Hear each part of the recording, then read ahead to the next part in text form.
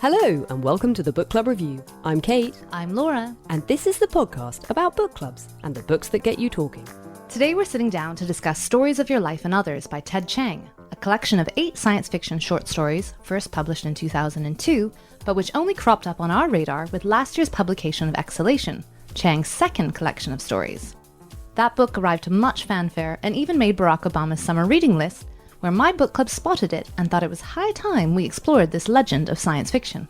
Chiang's stories have won him numerous awards, making him one of the most honoured writers in contemporary science fiction. But never mind all that, what did Laura's book club make of it? Did it spark debate? And whether they loved it or loathed it, the big question is, was it a great book club book? Keep listening to find out. We are very excited to have 2 special guests so that we can do justice, I think, to Ted Chiang. There's something, isn't there, about buses, you know, you wait and then 2 come along at once, and now we have not 1 but 2 rocket scientists in the room. Welcome, Kristy and Ed. So can you tell us, perhaps describe in your own words, what your day jobs are? Kristy. My day job is general manager at CEN, which is a space startup company here in London. Do you want more details? Yeah, a little bit. So just leave us hanging with that.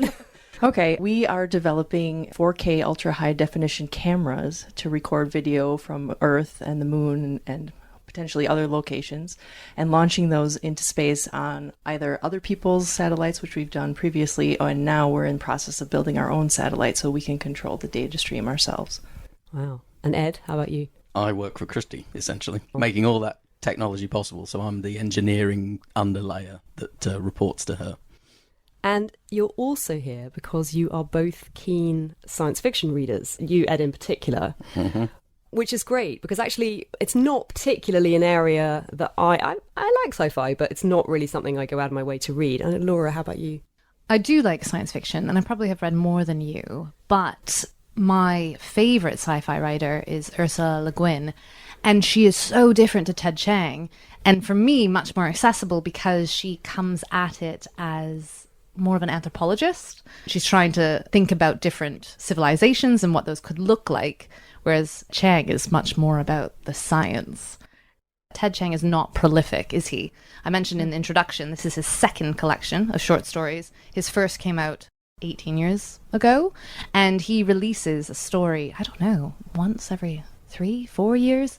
His most famous story, which we'll get to, Story of Your Life, which was the inspiration for the film Arrival, starring Amy Adams, which I have not yet seen. He apparently spent 5 years researching linguistics in order to write Story of Your Life. This is not a man who moves quickly. He's very thoughtful, and I think that comes through in his stories, which feel almost like timeless artifacts, perfectly made. There's a slightly helpful blurb on the back, because I think they are quite hard to sum up. From a soaring Babylonian tower that connects a flat earth with the firmament above, to a world where angelic visitations are a wondrous and terrifying part of everyday life. From a neural modification that eliminates the appeal of physical beauty to an alien language that challenges our very perception of time and reality, Chiang's rigorously imagined fantasia invites us to question our understanding of the universe and our place in it. I had a look on the trusty Amazon reviews just to see how divisive this book has been. Nicola Valentine said, "I would never have discovered this writer if it weren't for the film Arrival. I'm so glad I have. What a talent. It almost pains me to write this review because, as a fellow writer, I'm really very jealous. If I ever write one story as good as the main one in this collection, I'd be a very happy author. Definitely recommend. I've been looking for a fresh, truly imaginative and interesting science fiction for ages, and this blew me away." Alok Singh wrote, "The writing is just incandescent. Ted Chiang's imagination and grasp of the underlying science of each story come together and is perfectly balanced." And then he says, "I took half a day off work to finish this book." Amazon Junkie found it tedious, laborious, and full of unnecessary words. Lots of reviewers rave about the beauty of the writing in this book, which I failed to see. It's full of unnecessary scientific terms and lacks any form of engrossing text. I laboured on through 2/3 of the book, but had to give up. And Pegasus 2000 What says, names? usernames. I can see why Mr. Chiang has not given up his day job. Writing is not exactly his best suit. None of the stories in this collection is compelling enough. How did he get prizes for some of these stories? So we should explain. Ted Chiang, despite all his success, continues to work. His day job is he writes reference manuals for programmers. And science fiction writing for him, short story writing, is sort of a little thing he does on the side. It's kind of his hobby. I'm so curious because Ed was over there nodding along, but you kind of were nodding along with all of the reviews, so I'm not sure where you come down on the Chiang spectrum. I'm a fan in that I'm also a fan of Isaac Asimov, who his work reminds me of a lot. I would place him exactly halfway between Isaac Asimov and Harlan Ellison. And you're probably familiar with Asimov, maybe not so much with Harlan Ellison, who was one of the early new wave writers, and so he was very much more inner space, so it was emotional and very different from the early stages of science fiction. Chiang's writing is very, very precise. It's very scientifically grounded. It's not very florid. It feels very much like someone writing a textbook or a script or a screenplay, and that comes across, and I can easily see how someone might be turned off by that because it's quite flat and cold, and the characters are sort of incidental to the situation. He's a very, very speculative writer. Some of the stuff he writes is very interesting as an exploration of idea, but he doesn't explore terribly depthful emotional impacts, I think, and so that's probably why some people feel a bit frosty towards it. It's interesting, the Story of Your Life novella that then they based the film Arrival on felt like the one to me with the most heart. And it's interesting, I think, it's not true to say that I thought it was the most successful, but it was the one where you could see, yes, I could see why someone thought that they could adapt this. On the one hand, it has what you quickly learn he sort of specialises in, where it takes you on this intellectual journey. And in this story, it's through language, linguistics, semiotics, communication. But the technical side of all of that, we all do that without thinking about it. But when you actually really try and explore it and break it down scientifically, what's going on? I found it dazzling to follow him through that. I really enjoyed that sense of this mind at work, and it's just about within the realms of stuff that I felt that I could comprehend, or it made me want to reach to understand what he was writing about. But at the same time, that story is grounded in a very human story, a very emotional story. And it's almost like in that one, it works that that's held back because it's a heartbreaking story. And if you really almost sort of wallowed in it, it would be almost unbearable to read. And so there was a balance to that one that I thought was brilliant. But actually, I saw in most of these, I think that was one of the things that pleased me most about his work, was this sense of things held in balance while he goes off on these exploratory journeys that just take you with him, or do they? Well, that story is almost a love letter from a mother to her daughter. And it's incredible to me how a middle-aged man could write about a mother-daughter relationship so beautifully and poignantly. And, you know, I read it again yesterday because I really wanted to read it with fresh eyes and kind of grasp it. And I did Google a lot of the different terminology that he used. But I was holding my infant daughter in my arms, and it's really powerful. I definitely like the way he captured the mother-daughter relationship in this story, and I felt that I could relate to it myself. Whereas in the last story in the book, where he was writing as college-age women, I really found that didn't come off as connecting to emotions that I had had at that stage in my life. So I agree that this story in the collection is the most reaching, that gets you the most pulled into the characters and appreciative of the way he's written them. He actually writes little end notes, story notes they're called. And so you kind of hear from him what he had in mind when he was writing them, which I found really pleasing. And I think it's just worth reading the little one that goes with that story, because it gives a real sense of, rather than reading from one of the texts, this gives you a sense of his writing and what his mind is like. For those interested in physics, I should note that the story's discussion of Fermat's principle of least time omits all mention of its quantum mechanical underpinnings. The QM formulation is interesting in its own way, but I preferred the metaphoric possibilities of the classical version. As for this story's theme, probably the most concise summation of it that I've seen appears in Kurt Vonnegut's introduction to the 25th anniversary edition of Slaughterhouse-5. And then this is the quotation. Stephen Hawking found it tantalizing that we could not remember the future. But remembering the future is child's play for me now. I know what will become of my helpless, trusting babies, because they are grown-ups now. I know how my closest friends will end up because so many of them are retired or dead now. To Stephen Hawking and all others younger than myself, I say, be patient. Your future will come to you and lie down at your feet like a dog who knows and loves you no matter what you are. And reading that in the light of having read that story, that almost makes me well up because it's so moving and beautiful. But I love the way that it's almost like he's bringing the emotion to the science, to these very abstract scientific theories and grounding it in something that makes it real to me. I love that. And I suppose that's a question to you two as scientists. I just feel like you must read these stories very differently to me and probably Kate, and indeed my book club, of which none of us are scientists, and where we did feel ourselves sorely lacking at moments. Does the science hold up? Does his examination of it hold up? Yes, to be a science fiction writer and not lose your audience, you 100% have to be accurate on the science, or people will not follow you in any way. I mean, that's the number one basis, I think, for a science fiction writer to be successful. But I think probably the main difference for Ed and I is that the science doesn't come across as bothersome to us. So like when we read it, it's not a point where we have to stop and try to Google some principles, although sometimes it does make me interested in learning some more details of what he's bringing up or refreshing myself on some of the concepts. But I don't find it as a barrier to move forward in the story. It's probably the biggest difference. I agree. I think I'd slightly disagree on one point. I don't think the science has to be accurate. I think it has to be believable. And I think consistent and internal, the logic of it. And I think that's really where, coming from a science and engineering background, that door is already always open to me. This is always the problem with non-science fiction fans reading science fiction for the first time, and I think why so many people are turned off by it is because that's an initial barrier, and it feels like homework a lot of the time. They're not, I'm not familiar with this term, or they're twisting reality into this new speculative mode that I don't intuitively just accept as a possibility. So Ted Chiang's Story of Your Life, I think, is really good because it puts it exclusively through the lens of the main character, and it's very interesting that it's a woman, and it's even more interesting that it's a childbearing woman. That mother-daughter relationship acts as, I think, a nice lens that the rest of the story elements are focused through. So the initial science of it and the semiotics, the meaning, is all funneled through that one person, that point of view character. And what really comes across is the usefulness of that as a storytelling device. And I think that's probably why some of the other stories in this collection are not as accessible, because it's through that very relatable, universal lens of motherhood. I think that's what probably makes that one of the better ones in the collection.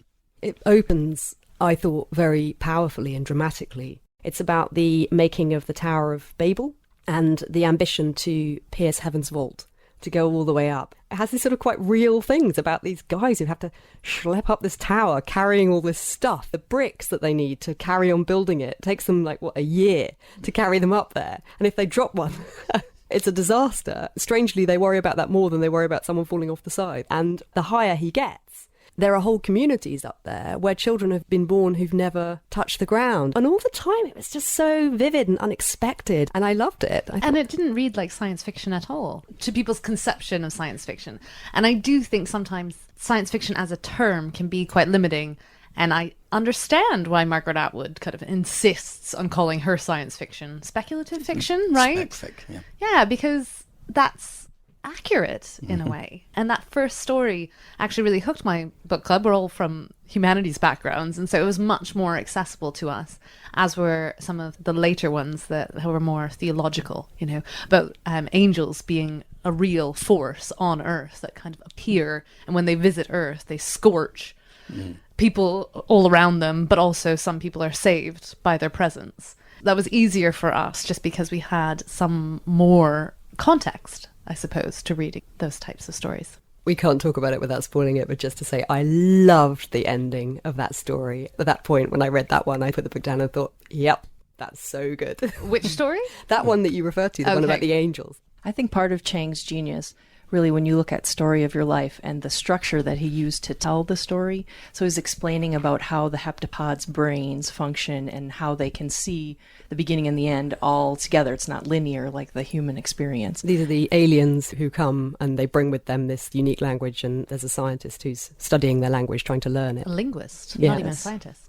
And the way he structured the whole essay is mimicking the way the heptapods would have experienced the story. So he gives you the end right in the beginning, and the way he flips between the paragraphs are different points in her life, sort of reappearing in her memory or in her future or in her past in the way that the heptapods would have experienced life themselves. And I just thought that was so exquisitely genius. And it took me probably the second or third read before I really picked up on a lot of the nuances when he was doing his context switching. But I just found it to be so beautiful. Yeah, absolutely. Because when you read it the first time, it's a twist, right? You're reading it in a linear way. And then there's this twist and you think, oh, okay. So when I reread it the second time, suddenly I could appreciate the artistry and his use of future and past and present tense to take you on that kind of eternal, not eternal present, but it's just like it's all wrapped up together. But you don't notice it really until you're probably about 3/4 of the way through on first read.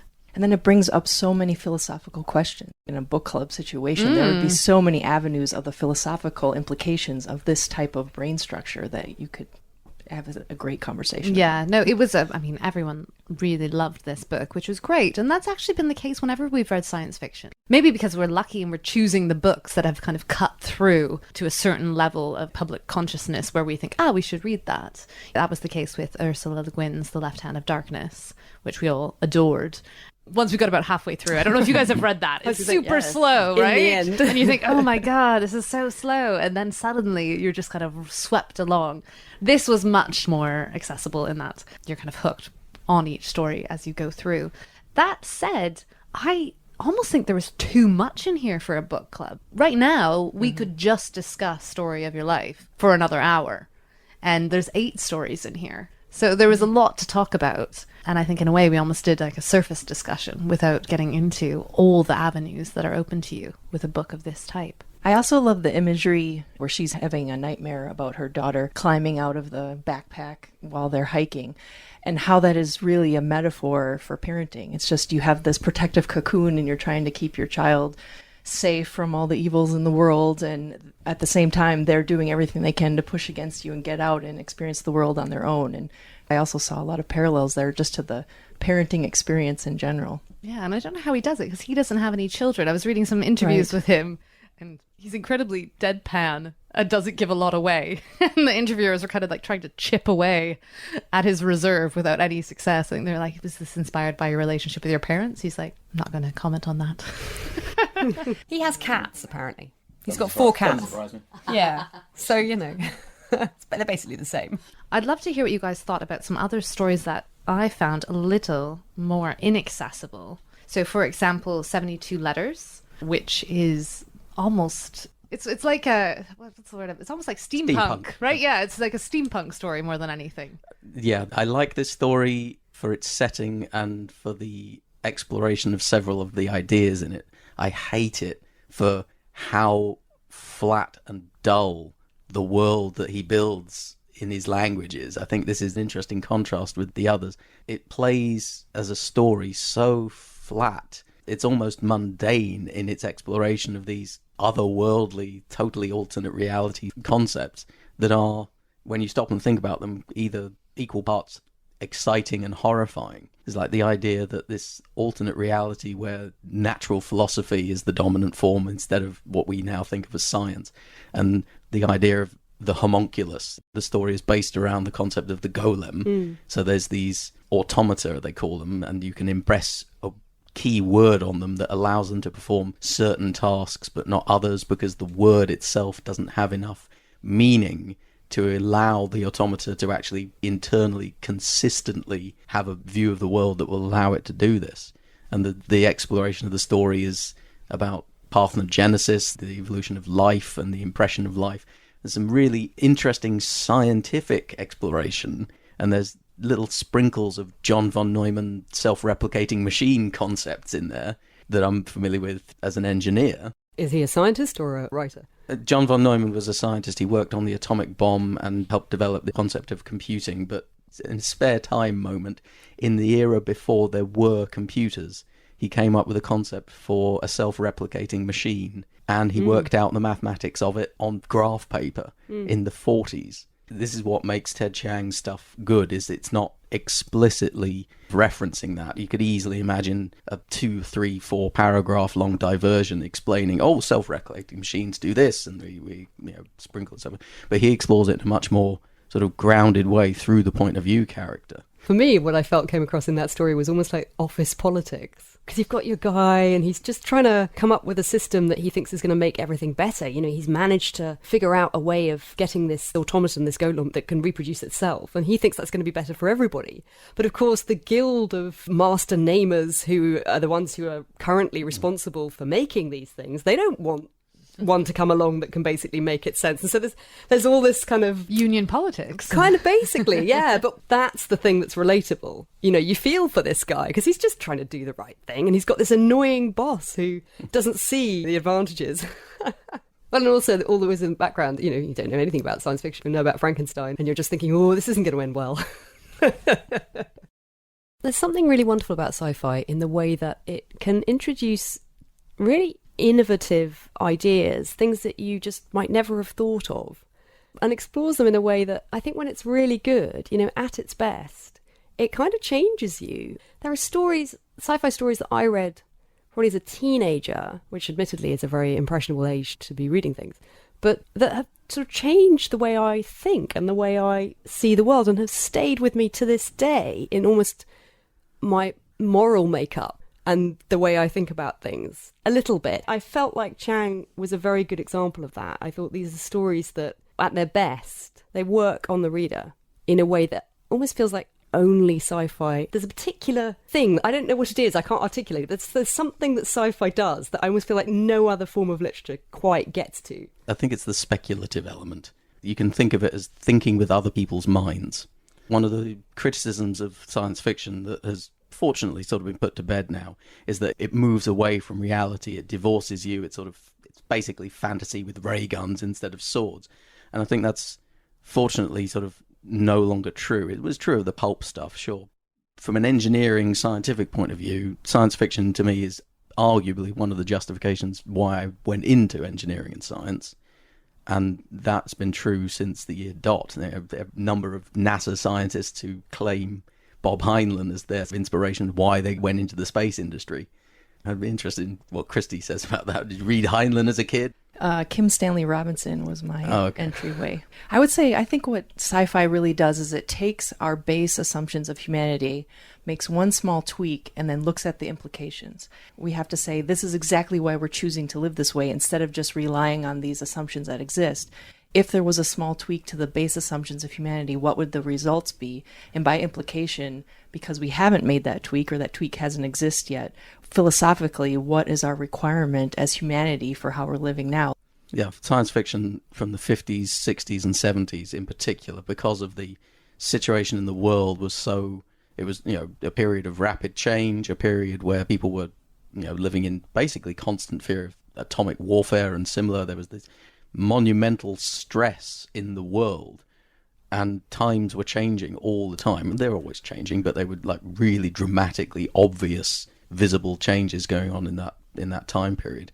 To hold up a mirror to the world with just a little tiny tweak to it and suggest, okay, but what if we did this bit differently, and then explore that exploration, because that's one of the great things about science fiction that I really like. To hold up a mirror is a sort of passive action. But it's not what science fiction's good at. What science fiction, I think, is good at is holding up a mirror and then exploring it, or holding up a picture and saying, this is where you're going to go if we made this change. How do you feel about that? And I think that's one of the best things about science fiction, is it allows you to explore things that, you know, would either be dangerous or difficult or problematic to change about human nature, or that quite the reverse, should be really easy, but the status quo is just stomping on them and not allowing those things to change. I loved what you said earlier, Ed, about thinking with other people's minds, and I love this about Ted Chiang. I love that reading it, I on my own wouldn't be capable of thinking those thoughts, but I could follow him, and it really took me on some kind of flights of imagination, but also you almost sort of feel yourself becoming a bit smarter as you read it. Could you follow him? I felt quite woefully inadequate most of the time. I was reading it in the evening as well, and I just you know, I'd read a paragraph and go, what? And then I'd like try to read it again and go, what? Well, I couldn't follow everything, probably couldn't follow all that much of it, relatively speaking, but it took me where it took me, and then I believed in where the place I couldn't verify what he was saying. I had no sense of whether it was true or not. But it seemed to me grounded and believable, and I trusted in it, I suppose. And you need that, don't you? It's always a disaster if you feel like you can see through things. And I never could with this. Oh my goodness. Like, I couldn't even begin to unpick this. And I loved that about it. I loved its complexity. I loved the way it was so intellectually ambitious. And they're just great stories. But was this sort of one of those book clubs where everyone just sat around saying how great they thought it was? No, there was a lot to discuss. I do think there was almost too much to discuss, though. And I think I would recommend Ted Chiang for book club very much, but I think I would pick a story. I think I'd pick Story of Your Life, really, and then maybe say people could read more widely. But I think reading Story of Your Life carefully and then rereading it would then lead to a really fruitful discussion. I think once is not enough.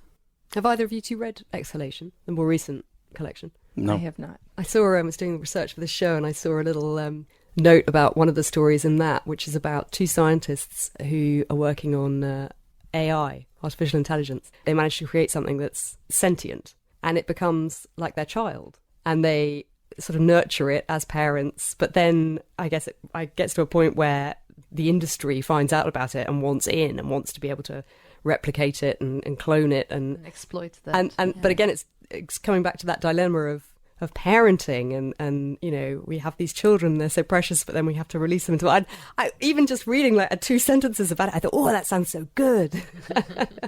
So Ted Chiang, definitely a hit. Must read. Must read. Absolutely. I think because it's a collection of short stories, yeah, it probably makes for a slightly tricky book club book read if you try and do all of them. If you do 1 or maybe 2, then I think it would be very good.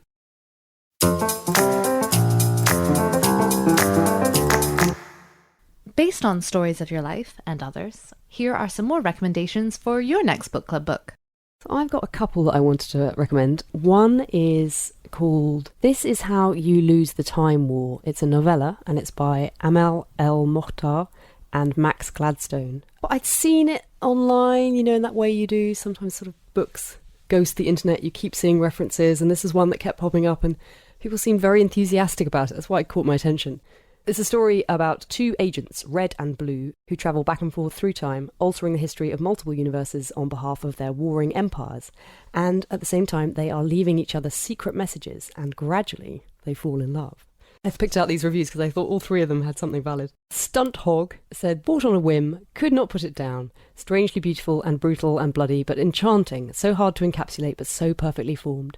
There's a touch of smugness in the writing, but it's a knowing wink, easily forgiven for the beauty and genuine invention. JHO said, never in my life have I read such a pile of rubbish. Incoherent drivel is how I would describe this book. It's as though someone wrote it in a different language, and then it was translated into English, and then again into a third language, and then back into English again. With all the random misplaced words and nonsensical sentences just left as they fell, how anyone made head or tail of this book is beyond me, let alone giving it 5 stars. And meanwhile, Flex Mentallo said, quite good. If you can handle 5-dimensional abhuman entities falling in love like 2 pretentious divorcees, hitting it off at a creative writing evening class. And I thought all 3 of those were actually fairly valid. This is why I recommend it. I had many a problem with this book as I read it, but I did miss a stop on the train as I was reading it because I was so absorbed. So I think it would be a very good one for book club debate, and it's not long. It almost felt like very much a novel for the internet age. There's something about the idea of time, different strands of time, braids, these 2 characters dip in and out across the millennia, and everything is in fragments and little snippets. And, you know, it's one of the many things I found challenging and frustrating about it as a book. But it also, I thought, was quite interesting to discuss. So yeah, I think probably quite a lot to dig into with that one. And I also wanted to flag up a book by a friend of the show, one of our former guests, Sue Nelson. She was my first ever podcast interview. I can remember my trembling hand holding the microphone in front of her because Sue is a professional broadcaster and podcaster herself and a writer.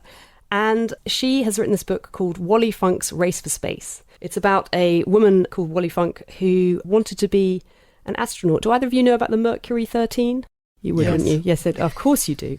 Laura, do you know about the Mercury? No. Yeah. Let me just read what Sue writes. The Mercury 13 were 13 exceptional female pilots who between 1960 and 1961 passed the same physical and psychological tests as the Mercury 7, America's first astronauts, as part of a privately funded program led by Dr. William Randy Lovelace II.